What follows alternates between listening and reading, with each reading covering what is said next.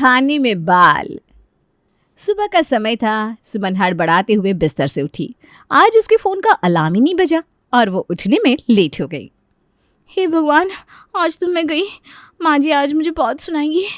सुमन ने जल्दी जल्दी कपड़े उठाए, बाथरूम में घुसी और नहा धोकर गीले बालों पर तौलिया लपेटकर सीधा किचन में दौड़ कर गई।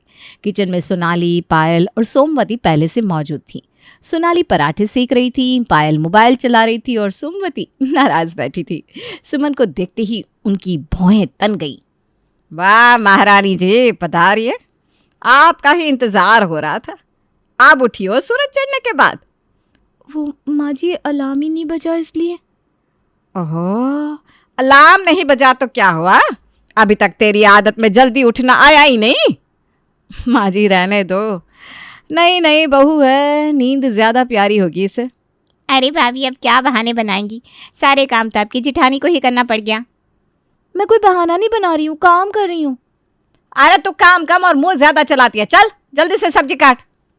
सुमन गुस्से में चाकू उठाकर सब्जी काटने लगी, लेकिन उसका गुस्सा लगातार बढ़ता जा रहा था। एक तरफ सोनाली मुस्कुरा रही थी जैसे उसे मजा आ रहा हो। कुछ देर बाद नाश्ता तैयार हो गया। जाओ पायल, नाश्ता रेडी हो गया है, सबको बुला लो। ठीक है भाभी। सब लोग डाइनिंग टेबल पर बैठकर नाश्ता कर रहे थे। तभी कमलेश ने पहला कौर लिया और अचानक उसकी नजर प्लेट पर गई। ये क्या है? सबकी नजर कमलेश की प्लेट पर गई। खाने में एक बाल पड़ा था। ये क्या गंदगी मचा रखी है? मेरे खाने में बाल कैसे आया? बाहो, ये क्या हाल बना रखा है रसोई का? तुम लोग साफ सफाई रखते भी हो या बस खाना बिगाड़ना आता है? माँ जी मैंने तो बहुत ध्यान रखा। ये जरूर सुमन के बाल होंगे। क्या? क्यों होंगे मेरे बाल? क्योंकि जब तू आई थी तब तेरे बाल गिले थे। यकीन ना हो तो पूछ बाजी से। पूछ ले। तो क्या तू नहाकर किचन में चली आई थी? अरे बहू, बाल बांध कर काम किया कर। लेकिन माँ जी अगर गीले बालों से ही बाल गिरते हैं तो सोनाली दीदी के तो बाल भी खुले थे, हो सकता है उनके बाल हो। हो, अब तो मुझ पर इल्जाम लगा रही है। वाह, अब आएगा असली लड़ाई का मजा।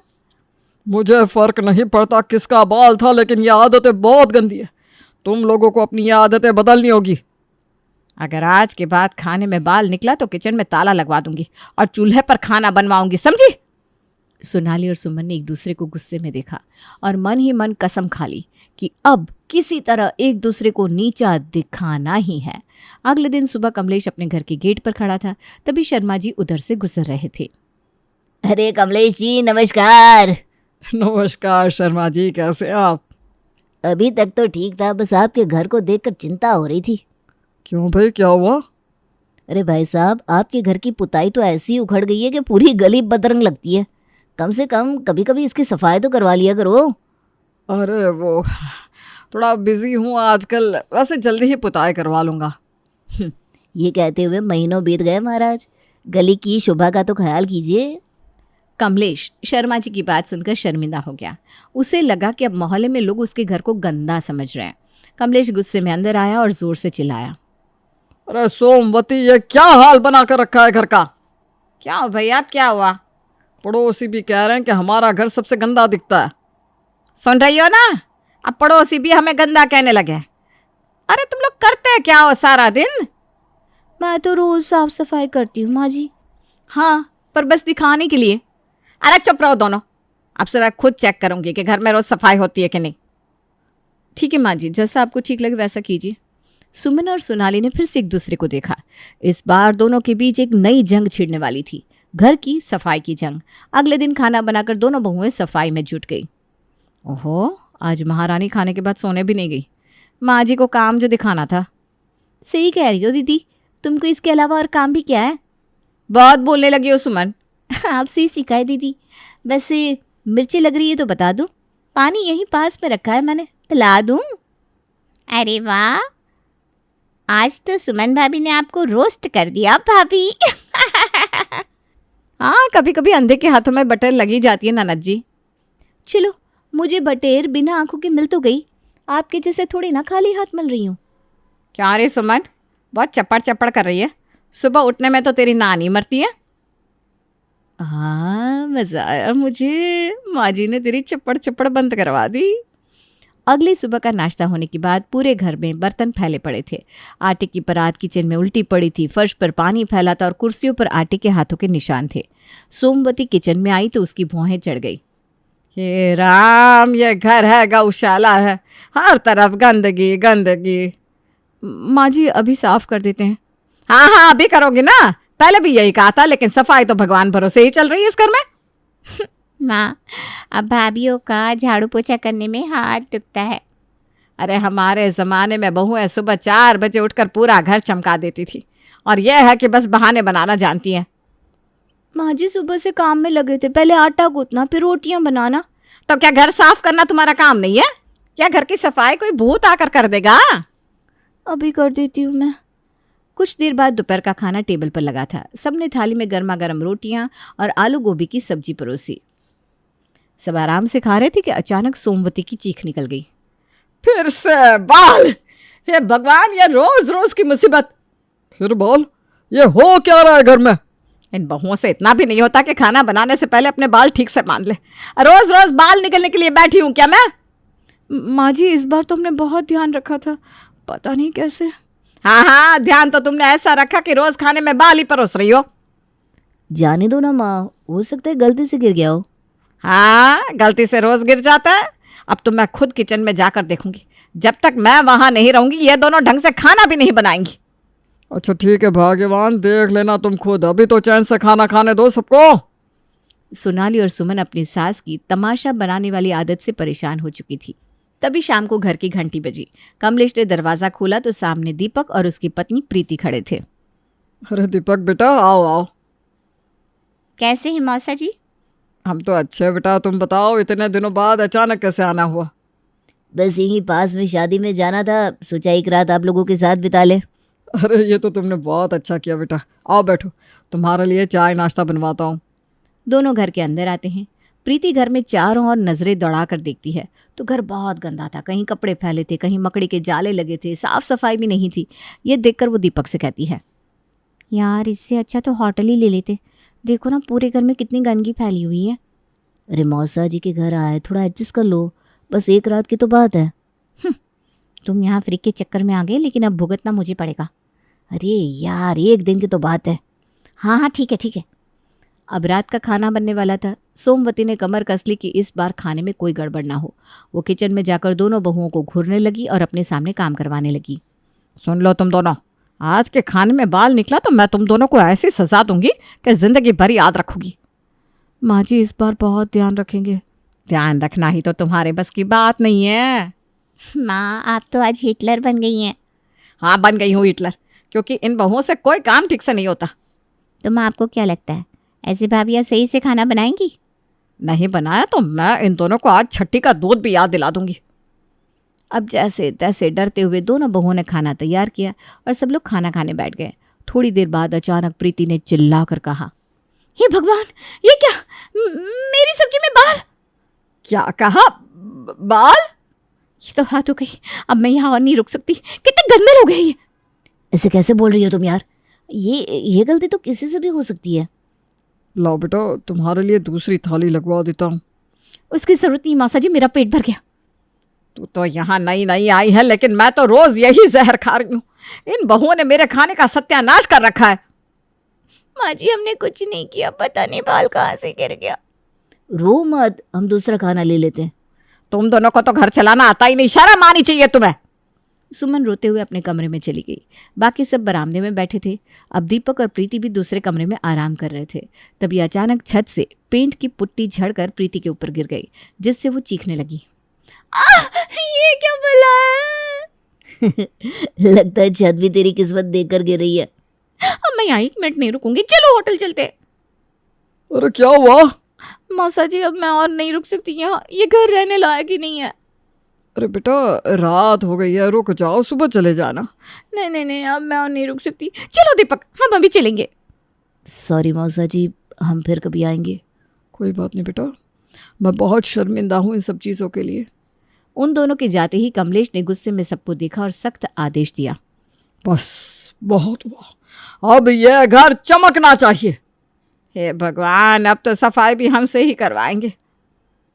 कल सुबह से पूरा घर चमकेगा, सब मिलकर सफाई करेंगे। अरे वाह, कल तो पूरा तमाशा देखने को मिलेगा। तू भी आ जाना झाड़ू लेकर। मैं क्यों झाड़ू लगाऊं? किसी का कोई बहाना नहीं चलेगा, सब मिलकर घर चमकाएंगे कल, समझ गए ना? हाँ ठीक है। अगले दिन घर की सफाई करने के बाद सबने चैन की सांस ली, लेकिन ये सुकून ज्यादा देर नहीं टिका। रात के खाने में फिर वही कहानी दोहराई गई। थाली में बाल। इस बार सास ने खुद अपनी निगरानी में खाना बनवाया था। फिर भी बाल निकलने से उसका गुस्सा 7वें आसमान पर था। उधर कमलेश भी आग बबूला हो चुका था। हे भगवान, ये घर है या नाई की दुकान? जब देखो खाने में बाल। इस बार तो मैंने खुद अपनी आंखों के सामने खाना बनवाया था, फिर ये कैसे हुआ? अब तो हद ही हो गई, कोई सफाई नहीं, कोई जिम्मेदारी नहीं, पूरे घर में यही तमाशा चल रहा है। माँ जी, हमने पूरा ध्यान रखा था, अब पता नहीं कैसे। हाँ पता नहीं, तुम्हें तो कुछ पता ही नहीं चलता। सारा दिन बस फोन पर लगी रहो। चूड़ी बिंदी में दुनिया समा चुकी है ना तुम्हारी। माँ जी, हम दिन भर मेहनत करते हैं, घर संभालते हैं, लेकिन इतने बड़े घर में 50-50 रोटियां बनती हैं, सब लोग ज़्यादा खाना खाते हैं, सफाई पूरी तरह कैसे हो? टाइम कहाँ है उसका? अरे वाह, अब तू मुझे ही दोष देगी? ये बता, हम जब नई नई बहू बनकर आए थे तब क्या हमारी सास को ये जवाब देते थे? घर संभालने के लिए हाथ पैर चलाने पड़ते हैं, ज़बान नहीं। माँ जी, मैं सच कह रही हूँ, इतना बड़ा घर है, हर समय कुछ ना कुछ गिरता उठता रहता है, हम भी इंसान हैं, मशीन नहीं है। बात बढ़ती जा रही थी। सास बहू में तकरार इतनी तेज हो गई कि पूरे घर के लोग जुट गए। विमल और अनुज ने बीच बचाव की कोशिश की, लेकिन तभी अनुज ने एक बड़ी घोषणा कर दी। देखो, अब झगड़ा बंद करो। सुनो सब लोग, मेरे 2 दोस्त कमल और विनोद कल रात हमारे घर डिनर पर आ रहे हैं। वो मेरी पत्नी सुमन से भी मिलने वाले हैं। देख लेना, कल खाने में कोई बाल नहीं निकलना चाहिए। भाई, कहीं कल चावल में बाल मिल गया तो? अगर ऐसा हुआ तो मेरी ऑफिस में बहुत बदनामी होगी। समझ गए ना दोनों? खास करके सुमन, अच्छे से तैयार रहना और खाना ध्यान से बनवाना। सुमन को अनुज की बात से टेंशन हो गई। अगले दिन उसने पूरा दिन सफाई और तैयारी में निकाल दिया। शाम होते ही वो अच्छे से तैयार हुई और डिनर के लिए सब कुछ परफेक्ट रखने की कोशिश की। दीदी, आज तो सब सही से बनाया है ना आपने? क्या तुझे भी मुझ पर शक है क्या? नहीं दीदी, मेरा ना मन बहुत घबरा रहा है, बस आज सब अच्छे से हो जाए। सब अच्छे से ही हुआ है। माँ जी अभी तो सब चेक करके गई हैं। फिर ठीक है। अब जैसे ही अनुज के दोस्त कमल और विनोद घर पहुंचे, उनका जोरदार स्वागत किया गया। टेबल पर स्वादिष्ट खाना परोसा गया। सब कुछ ठीक चल रहा था, लेकिन जैसे ही विनोद ने चावल और सब्जी को मिलाया, उसका चेहरा अजीब सा हो गया। अनुज भाई, ये क्या है? चावलों में तो बाल का पूरा गुच्छा पड़ा है। लगता है भाभी जी ने हमें खास डिश सर्व की है, खुजली वाले चावल की। भैया, लगता है खाने के साथ साथ बालों का प्रोटीन भी ऐड कर दिया गया है। हे राम, ये क्या हो रहा है इस घर में? अब तो घर के बाहर वाले भी हमारा मजाक उड़ाने लगे। शर्म से डूब बनने का समय आ गया। बस, अब मुझसे और बर्दाश्त नहीं होगा। अब ये पता लगाना जरूरी है कि बाल आखिर किसके हैं और कहाँ से आ रहे हैं। पर ये कैसे पता करेंगे? वो मैं देखता हूँ। कल तुम चारों तैयार रहना। लेकिन पापा, चारों कौन? तुम्हारी माँ और तुम्हारी दोनों भाभियों का टेस्ट लूंगा मैं। अब कल ही फाइनल हो जाएगा ये रोज रोज का तमाशा किसकी वजह से हो रहा है। इन सब के बीच अनुज के दोस्त हंसते हुए बिना खाना खाए चले गए, जिससे उसका मूड खराब हो गया। अगले दिन घर में किचन टेस्ट होने वाला था। हर किसी को अपने अपने हिसाब से खाना बनाना था, और जिसके खाने में बाल मिलेगा वही असली गुनहगार होगा। क्या? अरे भाई, मैं बूढ़ी औरत हूँ, ज्यादा काम नहीं कर सकती। कोई बात नहीं, हल्का काम कर लेना। तुम सिर्फ चावल बना देना। हाँ, ये ठीक है। अगले दिन तैयारी शुरू हुई।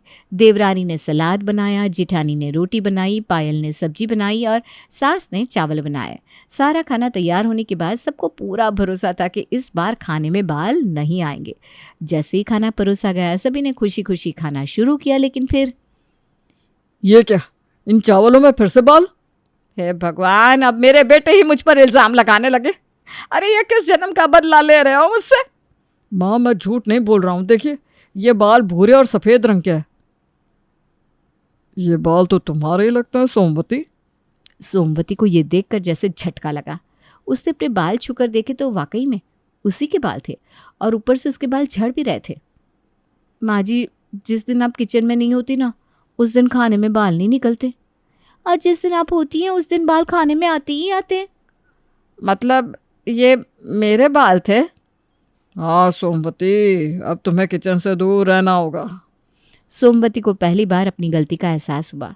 उसने अपनी बहू को इसके लिए बहुत डांटा था, लेकिन अब सच्चाई उसके सामने थी। अब समझ में आया कि गलती मेरी ही थी। अब से मैं किचन में नहीं आऊंगी। तो अब हमें बिना ताने के खाना मिलेगा? चुप कर, ज्यादा उछल मत। घर में सब हंस पड़े। इस सब के बाद सोमवती ने अपनी दोनों बहुओं से माफ़ी मांगी और खुद को किचन से रिटायर करने का फैसला कर लिया। ये सुनकर दोनों बहुओं ने हाँ चैन की सांस ली।